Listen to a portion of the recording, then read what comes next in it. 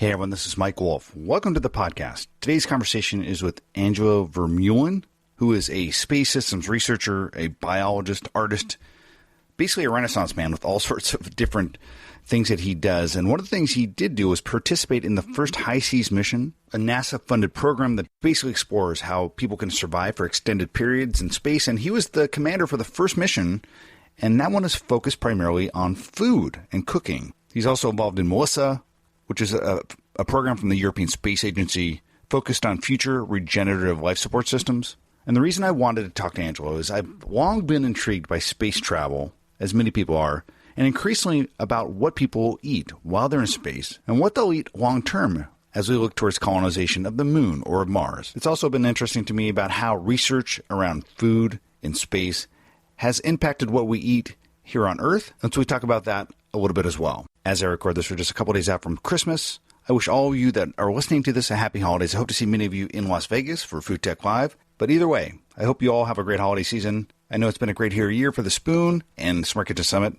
and we're excited for next year. Have a great holiday, everyone. Let's get to the podcast.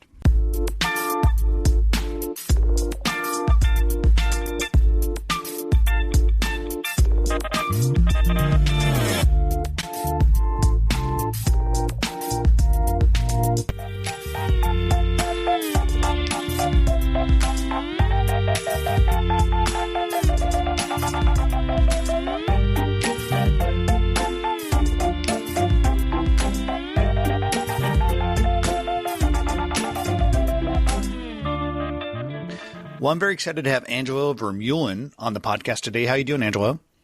I'm pretty good, thank you. And I think I did an okay job. How do you pronounce your name in your native language, which I believe is Dutch?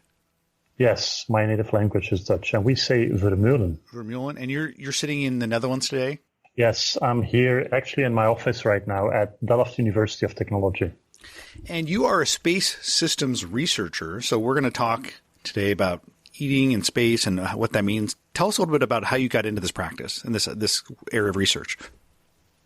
Yeah, it's a little, honestly, it's been a little unexpected. I never set out to work in this field, and things have basically changed throughout the years. I started out as a biologist. I'm a developmental biologist and an ecologist by training, but I've always had multiple interests. I was never just interested in science, and I was always interested in the arts.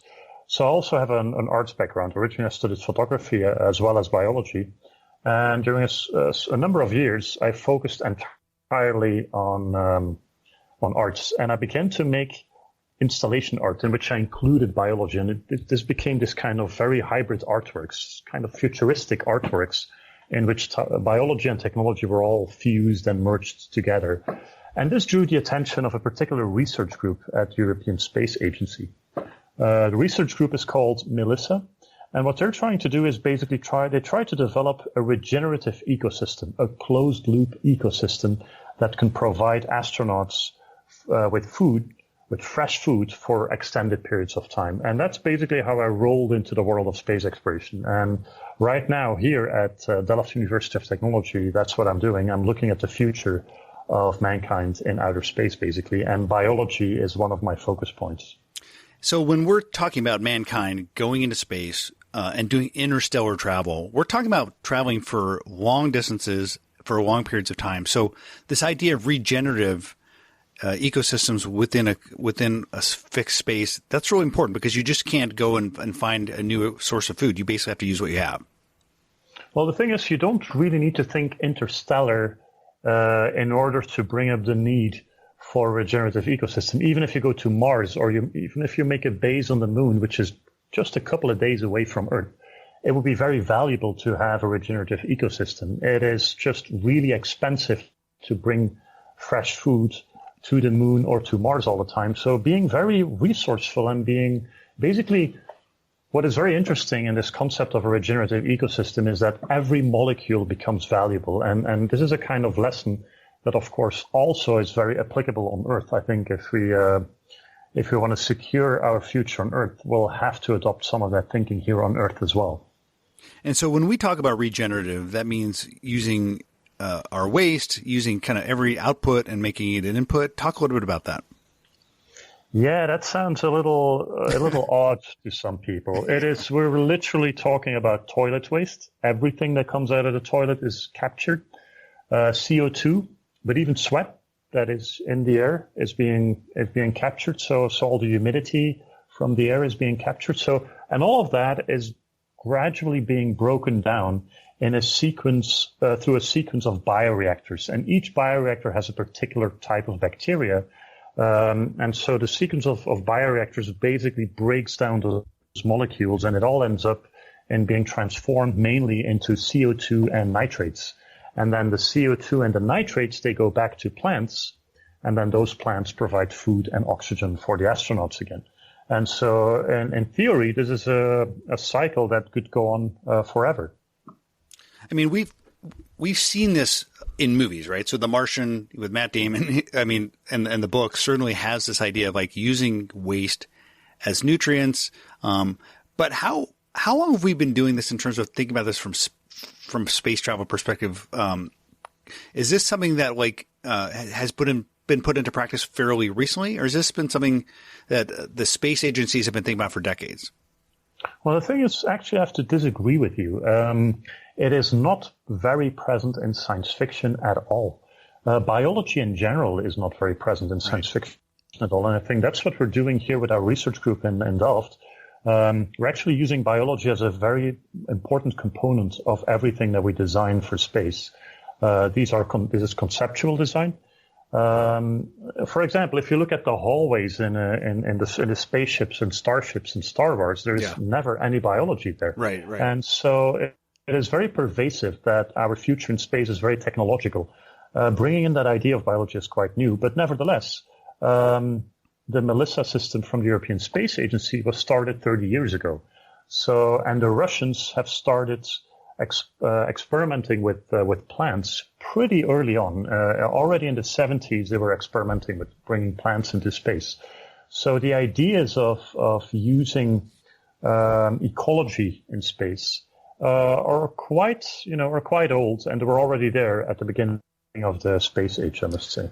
Well, contrast that with like a lot of the research that was happening in the 70s, maybe more from like a NASA-centric perspective, where they were thinking about taking the moisture out of food, making it lightweight for space travel, which is a fairly different idea than actually thinking of growing food in space, right? So you talked about how you guys have been doing it for 30 years. Russia's been investing in this. Is this something that like are there multiple disciplines of thinking about how to feed people in space, taking food from Earth versus growing it? Yeah, of course. There are a few paradigms. And I think, what we have now is basically pre-prepared meals. There's a whole history to this. Yep. They really had to slowly discover how to feed the astronauts. In the beginning, they were approaching it from an almost mechanical perspective, providing astronauts with vitamins and with calories and vitamins, and that should be enough. And that's where the idea of the food in a tube came from. It's basically approaching food from a very mechanical, functional perspective. You basically leave out everything except the calories and then the vitamins to keep people healthy. This didn't work, and astronauts rejected it this didn't work, and astronauts rejected this really quickly. And so they really have been going through several iterations to figure out how to make food for space. And there are a few prerequisites basically for food in space. And essentially you want food that is pretty light and compact. You also want it to be able to preserve it for a long time without any cooling or anything. You want it to be healthy and nutritious. And so combining all those things is quite a challenge. And it also needs to be very practical. Let's not forget that. It's not like you have a big space, and especially at the early days of the space age, the astronauts were sitting in very, very confined spaces. So it had to be very easy. And so that's why that food out of a tube seemed like a perfect solution. It was just a quick meal. And the idea was that the better the food, the better the astronaut could digest the food, the less waste the astronaut would produce. Now, like I said, it didn't work. People didn't like it. And slowly they started to experiment with that. And it was only during the Apollo missions that they came up, that they basically were able to provide hot water to make relatively warm meals with that. And that was already a huge improvement. If we look at what the astronauts are eating today, these are pretty good meals. I mean, these are pre-prepared meals, of course. There is no actual cooking there. It's mostly preparing and then using hot water. And one of the most favorite food items in the International Space Station right now are actually tortillas, because they're very easy to eat. They don't crumble, and also you can really customize them. And I think that's really what people appreciate, that they can slightly customize their own meal. You can choose what you put in the tortilla, and this makes it a little more. It brings in a bit of variety. Another interesting aspect, which is a very famous anecdote from the history of space exploration and food in space, is that originally in the design of the International Space Station, there was no table. There was no table for people to eat. And the astronauts, once again, very quickly objected to this and really demanded a table to be installed, because they, at the end of the day, they wanted to feel human, and they wanted to gather around the table. How were they eating? Were they just like, before a table, were they just kind of holding their meals? Well, it's what happens now. You know, people are floating around the table. Let's put it this way. And there's different systems in which you can keep food items on the surface of the table, rubber bands and magnetic strips and things like that. Some people are a little closer to the table than the other ones. But the idea of it, it's quite interesting, right? How the archetype of a table seems to be psychologically really important, even in zero gravity. Just having that shared space to come together, where people can share their experience of eating. I mean, is a part of it giving them things that give them a sense of what they're familiar with, giving them systems and frameworks that make them feel human when they're in a very different environment? I think it's mostly it's the social components of sharing a meal, and somehow having an object like a table is something that people can physically rally around, and this is like, these are these ancient things of humanity. It's like almost like the campfire where people gather, but of course, obviously, you wouldn't be able to make a nice little fire in a space station. But so I think it is really mostly about the social aspect of sharing a meal, much more than anything like the specific tools that are being used.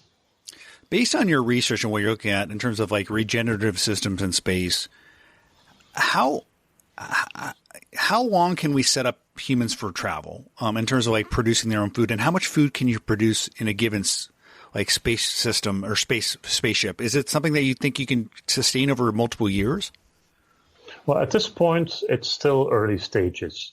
We're still in a stage where astronauts are able to grow a little bit of food, basically as a supplement to the supplies that they bring from Earth. There is no system yet that can provide all the calories that people are needing just within one system. No, there is no space application like this yet. So we're still quite far removed from that. The thing is, you do need quite some volume to grow enough calories a day to feed a crew of 6 people, for example. So we're not there yet, and the space station is simply too small at this point. And so I think in the beginning, what you'll see is it will be a combination of both. It will be a combination of things that are being brought from Earth and then things that are locally grown. And then in the long run, we'll evolve to systems that are fully, that can run on their own. But at this point, that's not really the focus. Also, if you look at the research that's being done, for example, in the Melissa program of the European Space Agency, they're working towards, for example, 40% of the food supply being grown on site, and then 60% being supplied from Earth. So, looking beyond travel and looking towards colonization, how much of your work, how much thought do you give to, okay, once we land on Mars, once people are looking to actually stay there, are you guys giving thought to how to build that? Because obviously, once you're there, you have resources of a planet. It's a very different planet than Earth. But are you thinking a lot about that? Not so much, I must say. I mean, my research is not very Mars-focused. I'm really thinking about, I'm very interested in the post-planetary condition. of mankind that's going to happen somehow in the future. Is this condition where mankind is not just living on the surface of a sphere like planet Earth, but there are multiple configurations throughout the solar system and even beyond where people are living, meaning, yes, there will still be a lot of people living on the surface of Earth, but there will be people living on the Moon and Mars, but also in space stations, maybe mining colonies, spaceships, and that's really what I'm interested in, and in these, and that's what we're designing for. And so, like I said before, we're designing these regenerative ecosystems for that. But to give you my personal opinion about Mars, it's going to take a while before people are going to stay on Mars. I mean, notwithstanding all the propaganda that's being spread on the internet, visiting Mars will already be a massive feat, but actually staying on Mars and having like a civilization on Mars is not happening anytime soon. I think that might still take 100 years or so. So we're still a long way off. Are you thinking personally that we'll have people living or staying more permanently on the Moon versus Mars first? The politics are shifting pretty rapidly. Until 2 years ago, everybody was still talking about going to Mars. And over the last 2 years, you can really feel there is a huge shift back to the Moon. Part of it is because of the current American administration that is refocusing on the Moon. But there is also a bit of a realism that has set in. I think people in the space community realize that there is the budgets and the technological knowledge is simply not there to force humanity to go to Mars in just a couple of years. There is so many uncertainties, mostly about the medical impact, how to put it, mostly about the impact of long duration travel through deep space. The impact of that on the human body. I mean, it is pretty clear that after staying 1 year in space, the human body is really suffering from that. And when we're talking about going to Mars, it's way beyond 1 year. So there's still a lot of unknowns. And like I said, there is no budget for this. Yeah. It's a huge effort that would cost a tremendous amount of money. The technology is not ready. So people are like, okay, let's be a bit more realistic and let's refocus on the Moon. And the Moon, there's one thing that actually, maybe if I may interrupt. Oh, sure, go ahead. There's one step that we are actually missing in the story right now, which is I've been talking about pre-prepared food supplies that are being brought from Earth, pre-prepared meals, and I've been talking about growing food. And then trying to create these closed-loop ecosystems. But what we did with the High Seas mission was actually something in between. It was not so much working with pre-prepared meals, but we were actually researching how to cook with ingredients without instructions. That was kind of the interesting aspect of the study. We basically went in a 4-month isolation with 6 people in total with boxes of ingredients, and then we were basically observed what kind of meals we were making with these ingredients. And cooking and having the variety of different ingredients, making those choices in real time, what does that do for people in terms of both their caloric and nutrition intake as well as their mindset? Yeah, so the problem you have with space food is the problem of menu fatigue. It's a psychological condition in which you psychologically kind of start refusing to eat, or you eat way less. But objectively, your body needs more food, but you just can't eat it anymore. And this is something that was observed very early on in the early days of the space age. And right now, they kind of figured out how to avoid it. But still, if we're thinking about long duration travel, it might still become a significant problem. And so one of the solutions could be to allow astronauts to actually cook and improvise their meals using loose ingredients.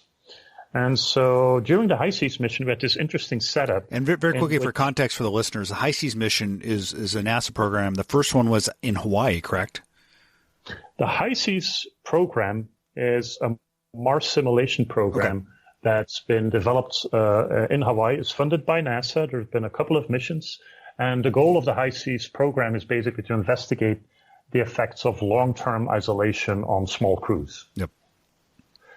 And so basically what we could do during what we were asked to do during our mission was to eat 2 days of astronaut food, basically food that was analog to astronaut food. We were basically eating backpackers' food, meals that are ready by just adding water under 1 or 2 minutes. And then we had 2 days in which we were allowed to improvise with the ingredients that we had. Obviously, because this was science, we had to do a lot of logging and measuring. And so during those 4 months, we were eating 2 days of astronaut food, 2 days of cooking. And I was really impressed by some of the crew members with their incredible creativity. There were fabulous things have been made. And actually, it was not that bad at all because those ingredients were all shelf-stable ingredients. There were no fresh ingredients. And when you think about shelf-stable ingredients, we think about traditional things like rice and flour and couscous and oil and honey, but also more advanced things like freeze-dried vegetables, freeze-dried meat, egg crystals and stuff like that. But in the end, it's quite amazing what kind of tasty meals you can make with that.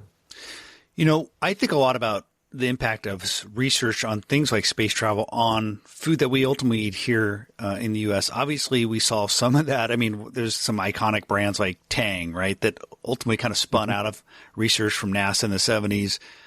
We've seen more recently startups like BHAX get funding to work on research for 3D printing pizzas in space. What are some of the things you've seen that are interesting in terms of like research for space travel that ultimately you think can result in people eating differently on Earth? Yeah, it's actually not such an easy question because what happens is that, and research has shown this, that people, astronauts actually crave comfort food. So they don't really long for kind of special technological food. They actually want the most common things. But nevertheless, I think I was really surprised about the quality of the freeze-dried vegetables, for example. That is really amazing. Right. You can keep them for such a long time, and they're super light. For example, broccoli. And you throw it in some water, it sizzles a little bit, and it's almost as if it pops back to life. And it's pretty crunchy and tastes almost like a fresh piece of broccoli. So that technology was quite amazing to me. But yeah, there's one thing, and it's basically something that Cyan Proctor came up with, one of my fellow crew members. Well, I've talked to Cyan. I talked to Cyan. She's great. Yeah. And one of the things that she said was like, well, there is so much food waste. There's an incredible amount of food that gets thrown out. And especially, I think, in the US, the percentage of fresh food that gets thrown out because it's not sold is huge. And by using that idea of freeze drying, we could actually preserve all of that.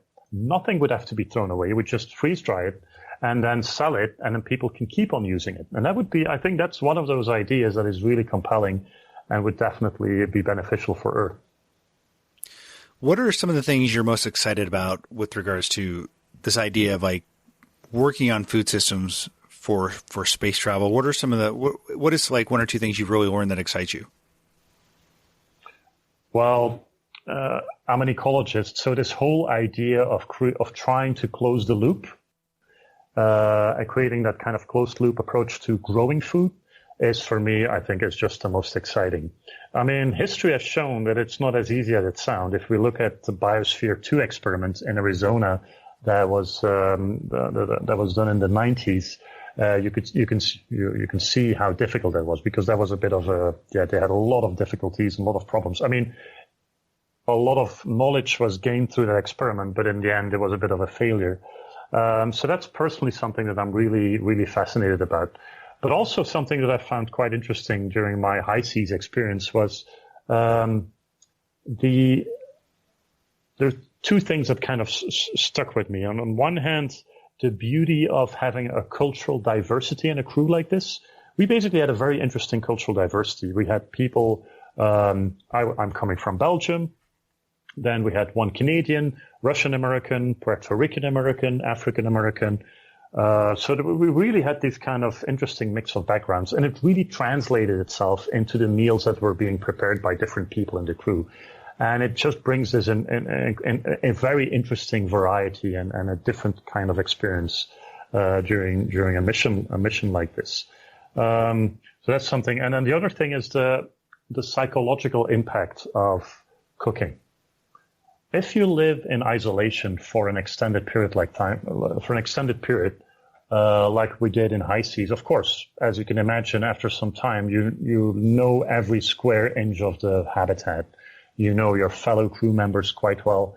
So one of the things you really crave is creativity, just making something new. And cooking is a really good outlet for that. Having those days where you are responsible to surprise the crew with some improvised recipe is very gratifying and something you need. Moreover, we always had two people that were responsible for cooking the meals for one entire day. And one of the things that happens when people are in a kitchen and they start chopping up things and they start cooking, they start talking about many different things, about life, about experiences, about, beyond the science. And this is really healthy. One of the things you really need when you're living together like this is you need to keep communicating. And then moreover, once the meals have been prepared and they're being shared, they're being given to the crew, this gesture of caring and sharing is very beneficial for the dynamics of the crew, for crew cohesion. And then even more so when the people that are receiving the food are giving feedback and are responding to it and are talking about it, it really generates a very interesting dynamic and a very interesting experience, which I think in the long run is really good to keep people together. Well, where can people find out more about your work, Angelo? Social media, basically. I'm pretty much on most platforms. I'm on Instagram, on Facebook, and on Twitter. You can find me there, and that's basically the best gateway to see what I'm doing. And we'll have links to your sites and your socials on the podcast page, but I appreciate you spending time with me. It was a pleasure.